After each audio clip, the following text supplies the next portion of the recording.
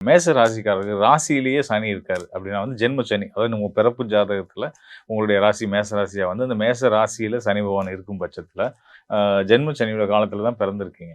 So அப்ப கண்டிப்பான முறையில வந்து முதல் விஷயம் என்ன பண்ணுவாரு அப்படின்னு கேட்டீங்கன்னா, உங்களுக்கு உங்களுக்கு உங்க குடும்பத்துக்கு கண்டிப்பான முறையில ஒரு இடமாற்றத்த குடுப்பார். அல்லது வந்து தந்தைக்கு வந்து தொழில் மாற்றங்கள குடுப்பார்.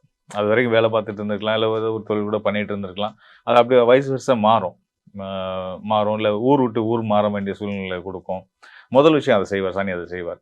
அதுக்கு அடுத்ததா வந்து பார்த்தீங்க அப்படின்னா வந்து, குடும்பஸ்தானம்னு சொல்லக்கூடிய 2ஆம் இடத்துல சனி பகவான் பயணிக்கும் நிலையில நீங்க பிறந்திருக்கீங்க அப்படின்னா வந்து, அ நம்ம பொதுவா வந்து ஜ ஜ கோச்சார கிரகங்கள்ல வந்து 2ஆம் இடத்துல சந்திரனுக்கு 2ல சனி இருந்தார் அப்படின்னா வந்து பாதச்சனி, விரைச்சனின்னு நம்ம சொல்லுவோம் இல்லையா?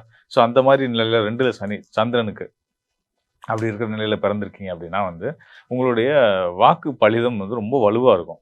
நீங்க வந்து அ மனசுல வச்சுக்க வேண்டிய விஷயம் என்னன்னு கேட்டீங்க அப்படின்னா வந்து, எப்பயுமே நல்லத மட்டுமே பேசணும். ஏன்னா, உங்க வார்த்தைகளுக்கு வந்து வலு அதிகம் இருக்கும். கர்மகாரகன் ஒருத்தரோட விதிய நிர்ணயிக்கக்கூடிய இடத்துல இருக்கக்கூடிய சனி பகவான் உங்களோட வாக்கு ஸ்தானத்துல அமர்றாரு அப்படின்னும்போது வந்து, உங்களுடைய சொல் அடுத்தவங்களுடைய வாழ்க்கையை மேம்படுத்துற விதமா இருக்கும் பட்சத்துல, உங்களுக்கும் புண்ணியம் நெறைய கூடும்.